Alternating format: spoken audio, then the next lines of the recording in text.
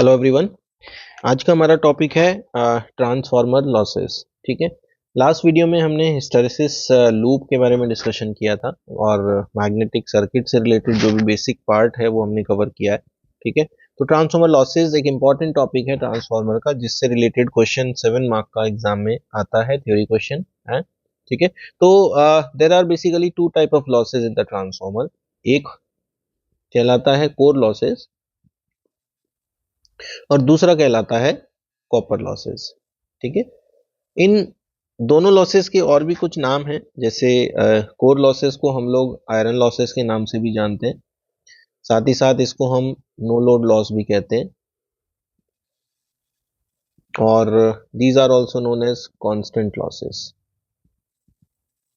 And copper losses को हम लोग winding loss and variable loss भी कहते हैं। तो सबसे पहले तो बात करें कि ये सब लॉसेस के जो डिफरेंट डिफरेंट नाम हैं ये क्यों हैं। ठीक है। Starting from the first one, core losses. Core losses को हम कोर लॉस इसलिए कहते हैं क्योंकि these losses take place in the core. जो कोर है, मटेरियल जिससे हमने ट्रांसफार्मर की कोर को बनाया है, कोर के ऊपर जिसके ऊपर हम वाइंडिंग लगाते हैं। जैसे एक सिंपल अगर हम मैग्नेटिक सर्किट की बात करें तो ये एक कोर है जिसके ऊपर हमने वाइंडिंग को लगाया है। This is called core. तो ये जो कोर लॉसेज हैं, ये जो लॉसेज हैं, ये इस कोर मटेरियल के अंदर होते हैं। Means these losses are take place in the magnetic material. जो मैग्नेटिक मटेरियल की प्रोसेस है मैग्नेटाइज करने की और डीमैग्नेटाइज करने की, उस प्रोसेस के दौरान ये कोर लॉसेज होते हैं। इनको आयरन लॉस इसलिए कहते हैं क्योंकि जो कोर है उसका मटेरियल जो है वो आयरन का है। ठीक है। तो हम आयरन लॉसेज इसलिए इनको कहते हैं। नो लोड लॉसेस हम इनको इसलिए कहते हैं क्योंकि इन लॉसेस को होने के लिए ट्रांसफार्मर में लोड कनेक्ट होना जरूरी नहीं है। Because whenever we connect a supply to the magnetic material, उस सप्लाई को लगाने के बाद ट्रांसफार्मर मैग्नेटाइज और डीमैग्नेटाइजेशन प्रोसेस को किया जा सकता है। राइट। तो उन कंडीशंस में हम ट्रांसफार्मर में होने वाले जो फर्स्ट टाइप के लॉस हैं, कोर लॉसेज जिनको हम कह रहे हैं, वो टेक प्लेस होते हैं। राइट। अब ट्रांसफार्मर पे लोड होगा या नहीं होगा, ये लॉसेज हमेशा वहां पे रहेंगे, इसलिए इनको हम कांस्टेंट लॉस भी कहते हैं, because these do not very with the load. Right. तो ये डिफरेंट नाम है जो फर्स्ट टाइप के लॉस के हैं।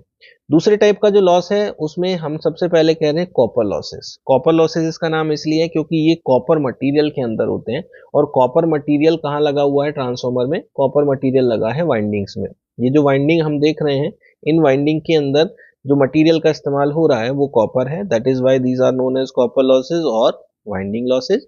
And the main responsible quantity of these losses are the winding resistance।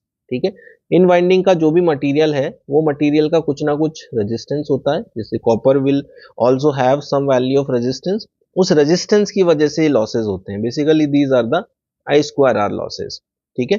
Current के स्क्वायर के प्रोपोर्शनल है I square R, where R is the winding resistance. Right. अब चूंकि ये करंट के ऊपर प्रोपोर्शनल है और करंट एक ऐसी क्वांटिटी है जो ट्रांसफार्मर में लोड के ऊपर डिपेंड करती है। राइट। लोड जितना बढ़ेगा उतना करंट ट्रांसफार्मर से फ्लो करेगा, जितना करंट वेरी करेगा उतना ये लॉसेस भी वेरी करेंगे। Means these losses are not constant, these are the variable losses because of the dependency on the load. ठीक है। तो ये दो टाइप के लॉसेस ट्रांसफार्मर में होते हैं। अब जो कोर लॉसेस हैं वो भी दो टाइप के होते हैं। कॉपर लॉसेस के बारे में हमने डिस्कस कर लिया, ये वाइंडिंग लॉस है, ट्रांसफार्मर की रेजिस्टेंस की वाइंडिंग पे रेजिस्टेंस पे डिपेंड करते हैं वाइंडिंग के। और आई स्क्वायर आर लॉसेस ये बेसिकली होते हैं। अब अगर हम कोर लॉसेस के बारे में बात करें तो कोर लॉसेस भी दो टाइप के होते हैं। एक कहलाता है हिस्टैरिसीस लॉस और दूसरा कहलाता है eddy current loss. Now what is the meaning of hysteresis? ये हमने लास्ट वीडियो में देखा था, हमने जब हिस्टैरिसीस लूप को प्लॉट किया। अगर हिस्टैरिसीस लूप को हम क्विकली रिवाइज करें तो the process of magnetization and demagnetization of a magnetic material basically results into a hysteresis loop. ठीक है।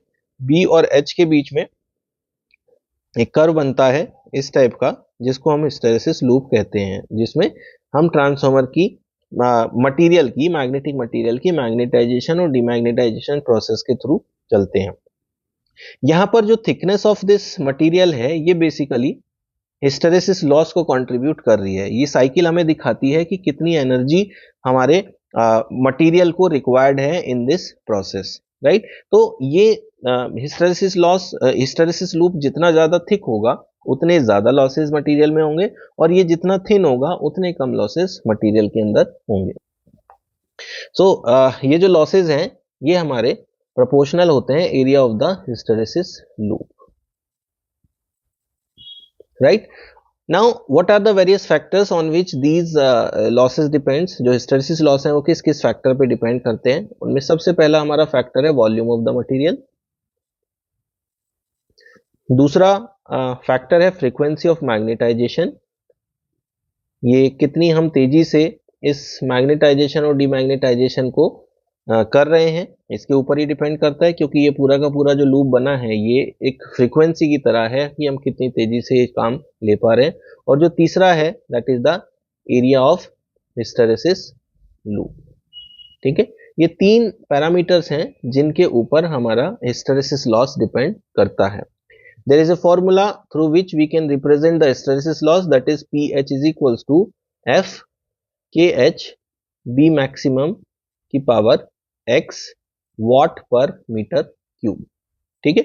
ये फॉर्मूला है। F is the frequency जिसकी हम बात कर रहे हैं यहाँ पर, मैग्नेटाइजेशन की जो फ्रीक्वेंसी है, रिवर्सल की फ्रीक्वेंसी है। KH एक कांस्टेंट है, B maximum maximum flux density है, and X is basically known as Steinmetz constant. ये स्टीमेंस कांस्टेंट कोफिशिएंट है जो डिपेंड करता है मटेरियल टू मटेरियल, और इसकी वैल्यू 1.5 से 2.5 के बीच में हो सकती है, right. Now how we can minimize these losses. हमें पता है ये जो हिस्टैरिसीस लॉस है ये डिपेंड कर रहे हैं मटेरियल के ऊपर, किस टाइप का हम मटेरियल यूज कर रहे हैं उसके ऊपर डिपेंड कर रहा है, क्योंकि हमारा जो मेन ऑब्जेक्टिव है वो है हिस्टैरिसीस लूप को मिनिमाइज करना। और हिस्टैरिसीस लूप मिनिमाइज कैसे होगा, वो मिनिमाइज होगा with the quality of magnetic material. तो basically we have to select a good quality of magnetic material for the machine so that these hysteresis losses can be minimise. तो जो best suitable material है वो है silicon steel, जिससे transformer की manufacturing की जाती है, and because of using this material the hysteresis losses are minimised, right. दूसरे लॉस की बात करते हैं, that is eddy current losses. Now what are these eddy current losses? Basically these losses are take place in the transformer due to these eddy currents, ठीक है। Basically ये भी एक I स्क्वायर R लॉसेस की तरह है, लेकिन यहाँ पर जो I है वो हमारा एडी करंट है। Now from where this eddy current is coming, ये बेसिकली क्या है, तो जो एडी करंट है वो एक सर्कुलेटिंग करंट है। सर्कुलेटिंग करंट का मतलब है कि ये ट्रांसफॉर्मर की कोर के अंदर सर्कुलेट करता रहता है। जैसे ये हमारा एक ट्रांसफॉर्मर कोर है, इस ट्रांसफॉर्मर कोर के अंदर हम लोग एक कॉइल को लगा के जब फ्लक्स सेटअप करते हैं इस तरह से, दिस इज द फ्लक्स, तो ये ट्रांसफॉर्मर कोर के अंदर सर्कुलेट करते हैं कुछ इस तरह से। These are the eddy currents. ये जो हम सर्कुलेटिंग करंट्स यहाँ बना रहे हैं, these are the eddy currents. ये क्यों हो रहे हैं बेसिकली ट्रांसफॉर्मर के अंदर, कोर के अंदर इनको होने का जो मेन कारण है वो है different potential across the different potential difference through out the body, ठीक है। जो बॉडी हमारी इसकी कोर की है, उस बॉडी के अंदर डिफरेंट डिफरेंट पोटेंशियल होने की वजह से बॉडी के अंदर एक करंट अपीयर होता है जिसको हम सर्कुलेटिंग करंट कहते हैं। ये सर्कुलेटिंग करंट ही बेसिकली एडी करंट है, और इस एडी करंट का हम ट्रांसफॉर्मर के अंदर किसी भी तरह से यूज नहीं कर रहे हैं। What is the reason of this different potential difference? The reason of this different potential difference is due to the changing flux, क्योंकि हम ऑल्टरनेटिंग और वेरिएबल फ्लक्स के कारण ईएमएफ इंड्यूस करके ट्रांसफॉर्मर से काम लेने वाले हैं।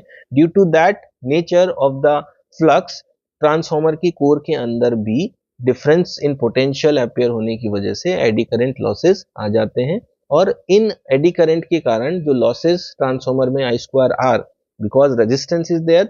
अगर ट्रांसफॉर्मर में हम मटेरियल जो सिलिकॉन स्टील भी अगर लगा रहे हैं तो उस सिलिकॉन स्टील का भी एक रेजिस्टेंस है, जिस वजह से ये हो जाता है।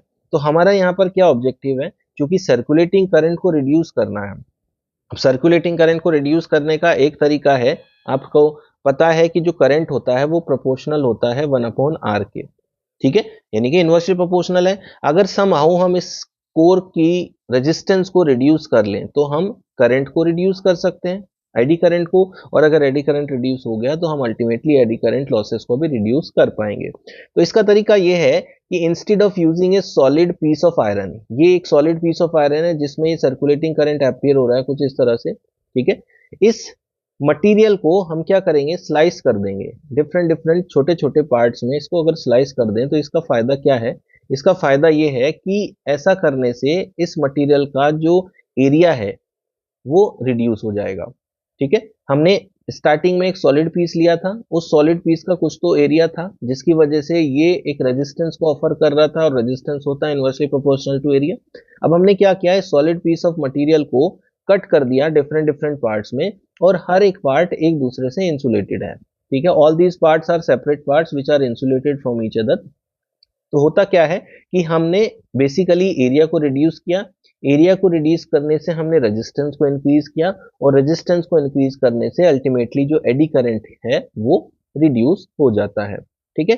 तो यहाँ पर एडी करंट लॉसेस को रिड्यूस करने का जो एक तरीका है वो है लेमिनेशंस का यूज करना। इनको क्या कहते हैं, इनको कहते हैं लेमिनेशंस, यानी कि पतले पतले पार्ट्स एक यूज करते हुए हम लोग कोर को बनाते हैं, ठीक है। तो इनिशियली अगर आपके पास इस तरह का एक सॉलिड पीस ऑफ आयरन है जिसमें सर्कुलेटिंग करंट आपके आ रहे हैं, उसको हमने कट करते हुए अलग अलग पार्ट्स में बना दिया है। सारे पार्ट्स एक दूसरे से आइसोलेटेड हैं, ये जुड़े हुए नहीं हैं, जिस वजह से जो एरिया जो पाथ अब आपको करंट का मिलेगा वो इतना सा पार्ट मिलेगा, छोटे छोटे पार्ट्स आपको मिलेंगे जो कि एरिया आपका कम हो गया है, और जिस वजह से आपका यहाँ पर रेजिस्टेंस इंक्रीज होने से एडी करंट कम हो जाता है। तो एडी करंट कैसे रिड्यूस किया जाएगा, विद द हेल्प ऑफ लेमिनेशंस, ठीक है। ये हमारा इसको करने का तरीका हुआ। नाउ यहां पर भी हमारे पास एक फॉर्मूला है जिससे हम एडी करंट को डिफाइन करते हैं, that is PE is equals to